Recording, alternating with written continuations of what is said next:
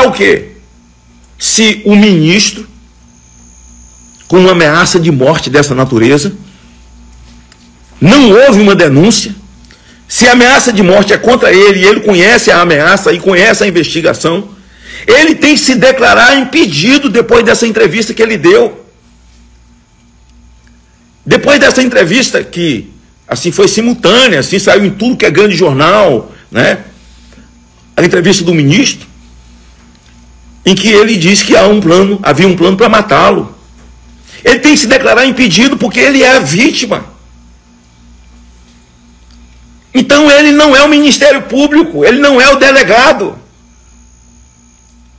Ele é a vítima, ele é que seria enforcado. Seria morto, seria levado para Goiânia. Eu não sei nem como o pessoal de Goiânia está reagindo a isso, o governador, o setor de segurança lá. Inclusive o secretário de segurança foi secretário de segurança aqui no estado, não sei se permanece lá, o Rodinei, que inclusive foi prefeito aqui no nosso município de Vila Velha. E que essa coisa ali de Goiânia, e que o ministro, que Deus guarde as suas crianças, ministro, tal, para que eles cresçam com o pai. Mas o enforcamento, a gente só ouviu falar de Tiradentes, que era um resistente. Tiradentes não era o cara que estava, na verdade, presidindo um inquérito. Como é que ficam os seus livros? Como é que fica o estudante de direito? Se não tem primeira instância, se não tem segunda, se não tem terceira instância. Isso é um desrespeito aos juízes de primeira instância, aos juízes e tribunais federais, ao Ministério Público. A Raquel Dodge reagiu lá atrás quanto a esse ativismo. Agora, a narrativa que o ministro faz na entrevista, cara, assim, é um roteirista, é um roteiro é um roteiro digno de Hollywood, mas de um filme canastrão. De um filme canastrão. Então o ministro precisa dar nome. Quem é que queria enforcá-lo? Quem são essas pessoas? E aí, a CNN, não sou eu, está aqui, olha. E a entrevista do ministro está em todo lugar, né? O ministro Alexandre de Moraes. O ministro Alexandre de Moraes, ele se comporta como se a vida dele tivesse começado depois da toga. Assim que ele foi aprovado e ele tomou posse, apagou o passado dele, como se ele não tivesse passado. Ele é o único homem honrado que defende a democracia, é um homem mais forte, mais decente, mais digno, mais tudo. E qualquer um outro que ousa tocar nesse assunto, ou até mesmo falar no nome dele, está correndo perigo. Eu oficiei o ministro Alexandre muitas vezes agora, durante esse período de um ano, para visitar, e visitei os presídios. Comuniquei com ele. E ele sabe perfeitamente, por ser um ministro, um cara letrado no jurídico, um conhecedor, né, um cara com saber jurídico, eu imagino, né, de que isso é um direito, isso é dever, é discricionário de um vereador, fiscalizar hospital, cadeia, seja o que for no município dele, e quanto mais um deputado e um senador da República. Mas eu fui lá e visitei, ele despachou o meu ofício, e eu fui lá e visitei. E continuei visitando, ele despachou o meu ofício. Mas, ministro, como ficam os estudantes de direito? Como ficam as pessoas onde o senhor dá palestra? Se questionado se o senhor pode ser juiz, eu não sei se travou aí, não sei se alguém pode me falar, mas aqui está travado. Se o senhor pode ser juiz, se o senhor pode ser a vítima, o senhor disse que a trama era para lhe matar, a trama era para te colocar enforcado, enforcar, e isso é um absurdo, que ninguém concorda com isso. Acho que quem fez essa trama, agora eu pergunto, porque a gente não sabe, algumas dessas pessoas que tomaram 17 anos de cadeia, é porque faziam parte dessa trama, que tomaram 15 anos, 13 anos, é porque faziam parte dessa trama de matar o ministro e enforcar o ministro. Ministro só tem que se julgar suspeito disso. Até porque esse inquérito começou na mão do Toffoli, e é mais ou menos assim, gente, é um inquérito no âmbito do Supremo. É tipo o seguinte, alguém tenta agredir um ministro ali dentro. Então, o regimento interno diz, lá do Supremo, que quando há esse tipo de coisa, então se abre um inquérito, mas é no âmbito do Supremo. Mas que tipo de agressão que sofreu algum ministro dentro do âmbito do Supremo Tribunal Federal de alguém? Quem que agrediu o ministro Fux? Quem que agrediu a ministra Rosa Weber? Quem que agrediu o ministro Alexandre de Moraes? Quem que agrediu o Fachin? Esse aí que falou para mim, para Magno Malta, lá na CCJ, fazendo a sua sabatina, aliás, conta mentira pra caramba. Você falou para mim, senador, quando o homem coloca a toga nas costas, se eu for aprovado, começa do zero, é uma outra vida. É verdade o que você falou. É verdade. Lá vocês se revelam quem realmente é. Porque o que você fez com essa filigrana geográfica para soltar o Lula, é claro, né? Eu fui desaconselhado. Porque essa cortina de fumaça, preste atenção que eu vou falar agora. É uma cortina de fumaça porque eles vão fazer dia 8. E é a cortina de fumaça para esquecer o lance esse lance aqui. Certo? Que eu vou falar daqui a pouco sobre esse site da Mind 8, que ficou fora do ar depois do lançamento do documentário Lacrando Vidas, que matou a Jéssica, envolvendo o nome do Whindersson Nunes, não é? Mas com relação ao ministro ainda, isso aqui foi a CNN. CNN tem que mostrar para depois não dizer que é fake news, né? A ameaça de enforcamento de Moraes era troca de mensagem alucinada em rede social de diretor-geral da PF. O plano de enforcamento do ministro Alexandre de Moraes era uma troca de mensagem alucinada em rede social, disse a CNN, o diretor-geral da Polícia Federal, André Rodrigues. Encontramos discussões, propostas de ações de troca de mensagens por redes sociais, algumas alucinadas, como a do enforcamento do ministro. Realmente, não tem o menor cabimento isso. Você não tem o direito de atentar contra a vida de ninguém em situação nenhuma, muito menos, né, enforcar um ministro em praça pública, né? Deixa só Tiradentes mesmo, que estava lutando pela liberdade, né? Já é muito triste na nossa história de enforcamento. Mas ele diz o seguinte, que foi troca alucinada em rede social. Tem um ano para investigar, o ministro sabe disso, está na mão do ministro. Por que essas pessoas não já foram punidas? Quem são essas pessoas? Quem é esse grupo que sairia do Goiás? Então, assim, é tão descabido, assim, o desencontro, essa narrativa, esse roteiro descrito pelo ministro, nesse inquérito que vai chegando a 5 anos, que não dá para entrar na cabeça da pessoa mais indouta, da pessoa mais simples. O que nós entendemos, que vai acontecer qualquer coisa no Brasil. Eles podem tudo. Então existe hoje, de fato, a perspectiva de muita gente, de que Maduro fez na Venezuela, de que a Suprema Corte tomou o lugar do Legislativo.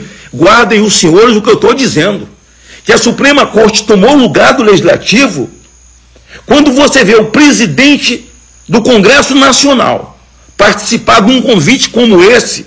Ele tinha que refutar, até para proteger o parlamentar da casa que ele preside, teria que haver uma refutação dura do presidente da outra casa, mas o Pacheco, que é do Congresso Nacional, e que acabou de tomar uma cusparada no rosto do governo Lula. Então, o Lula, que crê num governo globalista, numa ditadura globalista, de uma pessoa que mande no mundo e obedeça, e se cumpre. Lembra do PL 2630? Essa é uma cortina de fumaça para trazer o PL que Orlando Silva, do PCdoB, é o relator, para aprovar com rapidez essa história de fake news. Agora, o que vai ser do Brasil? Onde vamos parar? Com esse ataque vil ao Congresso Nacional. Só uma nota do presidente da casa. A Câmara, ela não sabatina ministro, é o Senado. Preocupado com esse roteiro, com esse escrito pelo ministro Alexandre de Moraes, e que ele revela um plano para matá-lo e enforcá-lo, não era só prendê-lo. Há também dentro do plano, acho que são 3 coisas que ele fala, que largaria o corpo dele na estrada. Eu lamento, ministro, isso aí. Lamento mesmo, ninguém tem direito a tentar contra a vida de ninguém. Mas quem sofre isso, o senhor disse, não aconteceu, falou simplesmente, não aconteceu, também não me abalou e tal. Mas quem está ameaçado de ser enforcado, ameaça de ser morto, assim, eu queria perguntar como o senhor se sente em saber que tem pessoas, e o senhor sabe disso, que passaram 9 meses, 10 meses, sem dever nada, absolutamente nada, dentro de uma penitenciária, presos pelo Brasil, presos na colmeia, presos na papuda, quando tantos bandidos estão soltos, tanto colarinho branco, quando aboliram, acabaram, e disse o ministro Gilmar Mendes, se nós não tivéssemos acabado com a Lava Jato, nós destruímos a Lava Jato, sem o Supremo não teria Lula. O senhor acha isso normal numa democracia?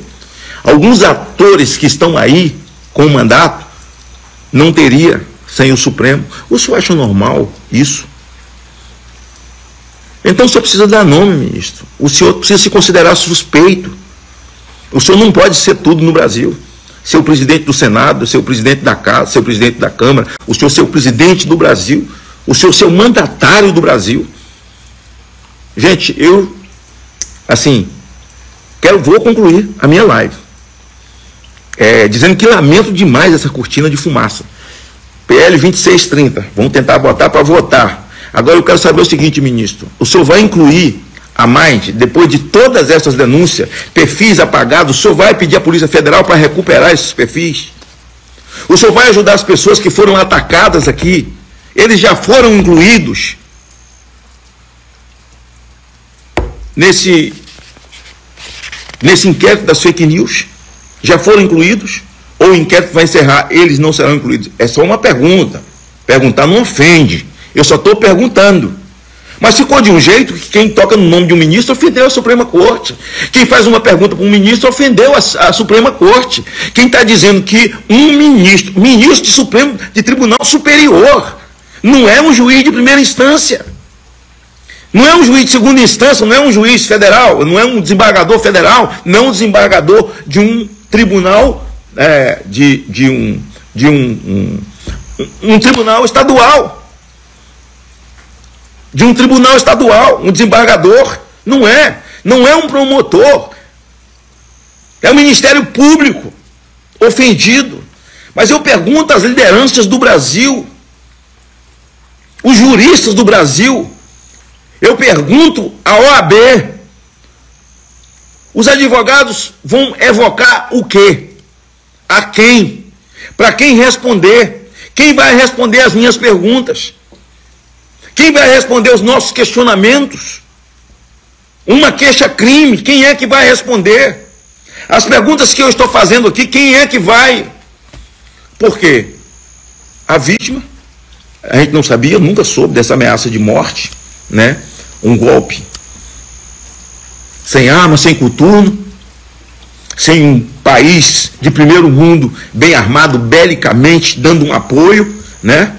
Como o Hamas tem recebido, né, desses países totalitários, né, como tem recebido o apoio do próprio Brasil, o Hamas, que é um grupo terrorista. A gente vai recorrer a quem?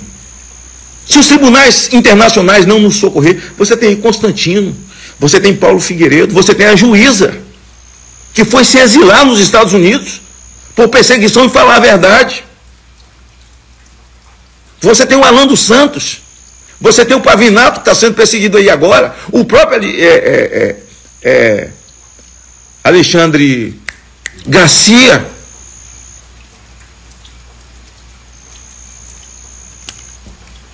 O Oswaldo Eustáquio, goste dele ou não, mas perseguido pelas verdades que falou. Passaportes cancelados, contas canceladas, até da menina dele, que é uma criança menor. Quem que vai nos socorrer? Aí eu digo para o povo, a gente tem que confiar em Deus. É o que eu tenho dito às pessoas, crer em Deus. Acreditar no milagre de Deus, na força do céu, na força do Altíssimo. Porque não há outra maneira. Era muito mais cômodo para mim eu me calar, ficar quietinho aqui e tal. Mas se eu ficar quietinho, eles vão passar a gostar de mim? Não. Porque eu sou acusado daquilo que eles são. Eles são democratas, nós somos antidemocráticos. O que eles fizeram na Praça dos Três Poderes, invasões de terra, terrorismo do MST, tudo isso eles têm direito de fazer. São um grupo de resistência, mas quem fala contra isso é antidemocrático, é fascista, é golpista. Ministro Alexandre, ele chama o Temer de golpista. O senhor disse que o senhor não é nem de esquerda nem de direita. O senhor é de centro. Ministro, deixa eu lembrar uma coisa para o senhor. O senhor se lembra quando o senhor foi indicado pelo Temer? O Temer é chamado pelo Lula de golpista até hoje. Como o senhor foi indicado pelo Temer, o senhor é fruto de um golpe. As decisões que o senhor tomou ou que está tomando não valem. Porque se eles dizem que está em desejo, sonho, ainda vão chegar lá, de anular o impeachment de Dilma, é o filme de trás para frente. Eles vão anular o impeachment, Dilma volta, Temer sai, você sai do Supremo, você volta para o Ministério da Justiça e sai do Ministério da Justiça e volta a ser secretário de Segurança de São Paulo. Ministro, isso é fruto de um golpe? As suas decisões valem? Porque o Temer, por Lula e por PT, é um golpista. E eles não têm, sabe, com todo... Se você não gosta do Temer, sabe, com os defeitos que o Temer tem, o Lula não tem um mínimozinho aqui, 5%, 2%, 3%, 1% que seja, da capacidade e da dignidade do Temer. Você pode até não gostar dele, fez duas coisas maravilhosas no Brasil. Acabou com o sangue que alimentava os monstros dos sindicatos, que a contribuição é forçada, obrigatória, sindical, e acabou com a reforma trabalhista que ele fez, com a litigância de má fé, e deixou sobreviver os empresários, que eram acochados todos os dias por maus funcionários, que entravam na justiça. O empresário nunca ganhou nada, muito pelo contrário, perdia o que construiu por uma pessoa que trabalhou para ele 6 meses.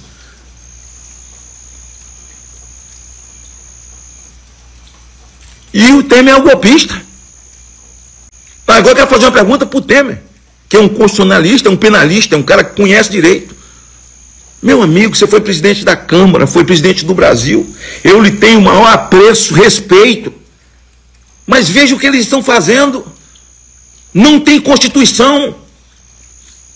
Os homens do Brasil que têm voz precisam se levantar. O ministro falou que ele não é de esquerda nem de direita, ele é de centro. Que centro? O centro das atenções. Só pode ser. Ele quer ser o centro das atenções. É o centro do Brasil. É o homem que manda no Brasil. Eu chamo, evoco a lucidez dos outros ministros. Sei que vocês não morrem de amores por mim, mas precisamos ter um momento de lucidez, pelo amor de Deus. Evoco aí o André Mendonça, já que o ministro Alexandre pode falar, que é ministro fala nos autos, juiz fala nos autos. Ministro, o senhor está falando fora dos autos, o senhor tem que se declarar impedido. O senhor deu entrevista fora dos autos, ministro. O senhor fala fora dos autos, fala do caso fora dos autos. O próprio Cássio, a ministra, os outros ministros, o próprio ministro do Tribunal Superior hoje, do STF, o Barroso, que tem falado coisas horríveis ao longo da sua vida, coisas horríveis, realmente contra as pautas de família. Ele sempre foi marcha da maconha, ONGs abortistas, tal, problema dele, mas como presidente da corte, os senhores precisam, ô Toffoli, ministro Alexandre, quando você foi indicado pelo Temer, o senhor deve se lembrar, porque a sua família deve ter sofrido com aquilo. Os ataques que o senador Randolph e o PT fez a você, as denúncias, é só você dar um Google. Randolph fala de Alexandre de Moraes, ele te esculhambou de PCC, de advogado do PCC, a desgraça. Pô, tudo isso está perdoado, o passado acabou. Não, daqui para frente, se alguém falar que tomou um café com Bolsonaro, ou é amigo de Bolsonaro, não, ou está vestido de verde e amarelo, é papagaio. Como o senhor taxou um grande empresário que dá milhões de emprego no Brasil, Luciano Hang. Então apagou o de Randolph, apagou o seu, apagou tudo. Assim, essa corte nunca absolveu um terrorista. O que é terrorista? É César Battisti. Então o cara tem que ser pior do que aquilo. Porque se for do nível de Battisti, é uma pessoa inocente. É uma pessoa inocente. Como fica as faculdades de direito? Você está pensando em fazer direito? Você está pensando em ir para a faculdade de direito para estudar o quê? Para decorar o quê? Para você aplicar o quê? A quem? Onde?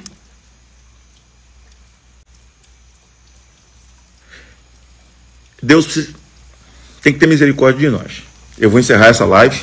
Gostaria de deixar claro que as opiniões e informações apresentadas aqui são de responsabilidade exclusiva de seus autores. Como criador deste conteúdo, não me responsabilizo por consequências. Pesquise e busque orientação profissional antes de decisões significativas.